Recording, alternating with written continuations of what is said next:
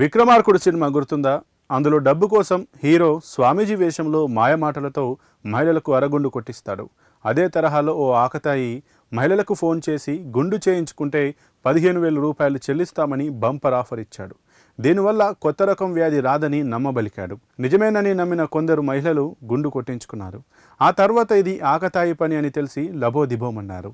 తమిళనాడులోని సేలం జిల్లా పుదుకొత్తంబాడిలో ఇది జరిగింది.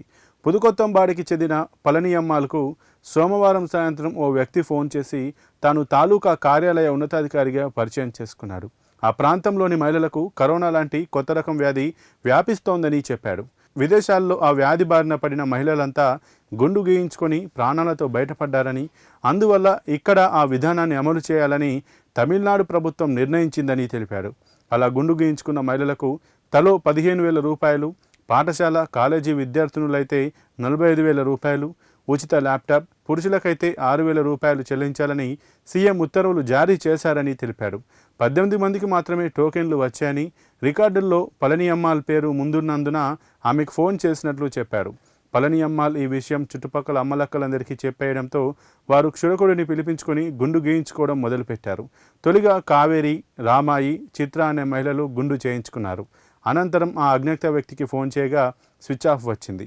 దాంతో అనుమానం వచ్చిన పళనియమ్మాల్ బృందం గుండు కార్యక్రమాన్ని నిలిపివేసింది. తర్వాత వారంతా மோசపోయామని గ్రహించారు. கொரோனா வைரஸ் பரவுது, அதனால வெளிநாட்டில் பரவிச்சோம். அதனால நீங்கள் மொட்டை அடிச்சுக்கிட்டீங்கன்னா அந்த கொரோனா வைரஸ் வராது. பெண்கள் அடிச்சுக்கிட்டா 15,000, ஆண்கள் அடித்தா 6,000 சொல்லி பேசினாங்க. நாங்களும் ஃபோனில் பேசினோம். அவங்க அப்புறம் ஃபோன்லேயே பேசவும் இல்லை, வரவும் இல்லை. இந்த மாதிரி வந்துட்டோம் நாங்கள் இதுலேயே வரவே இல்லை. யார் மொட்டை அடிச்சது? மொட்டை அடிச்சது இங்கே தான் அடிக்க சொல்லி அடிச்சு நீங்களே ஆள் வச்சு அவங்க தான் வர சொன்னாங்க சார். அடின்னு சொன்னாங்க. அதுக்கு பிற்பாடு தான் சார் மொட்டை அடிச்சிட்டோம். எத்தனை பேருங்க? 3 பேர் தான் மொட்டை அடிச்சிட்டோம். அப்புறம் எல்லாம் நிறைய பேர் நின்றுட்டு இருக்கு. வந்தது எத்தனை பேர்? ஒரு 7 இல்லை 3 பேர் 3 ஆள். இப்போ அவங்க ஆள்னா அனுப்ப நீங்களே ஆள் வச்சு அடிச்சீங்க? ஃபோன் பண்ணி காசு ஆளுக்கு 15,000 கொடுக்குறோம், எல்லாம் இது மாதிரி கொரோனா வைரஸ் வருது, இதெல்லாம் ஒரு 18 பேருக்கு டோக்கன் வந்துருக்குது, வந்து நீங்கள் எல்லாம் மொட்டை அடிச்சுக்காங்க, நாங்கள் கொண்டாந்து காசு கொடுத்துட்றோம், உங்களை ஃபோட்டோ பிடிச்சிக்கிட்டு போகிறோன்னு தான் சொன்னது.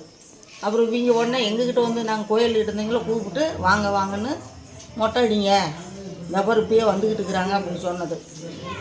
ஸ்கூல் பிள்ளைங்களெல்லாம் எவ்வளோ தரேன்னாங்க? 45,000 கொடுக்குறோம். ஸ்கூலு மொத்தம் எத்தனை பேர் வந்தீங்க மொட்டை அடிக்க? 20 பேர்த்துக்கு இருப்பாங்க. அப்புறம் எப்படி எல்லாம் தெரிஞ்சது உங்களுக்கு? தெரிஞ்சா அவங்க போன சுவிட்ச் ஆஃப்ல வச்சுக்கிட்டாங்க. ஓட்ட எடுத்து இல்லை பாப்பா, வரலையே சார். அதனால அப்படியே சுவிட்ச் ஆஃப்ல வச்சுக்கிட்டாங்க. இங்கே தென்னங்குடி பாளையம் தெரியாமல் போயிட்டேன்னாங்க.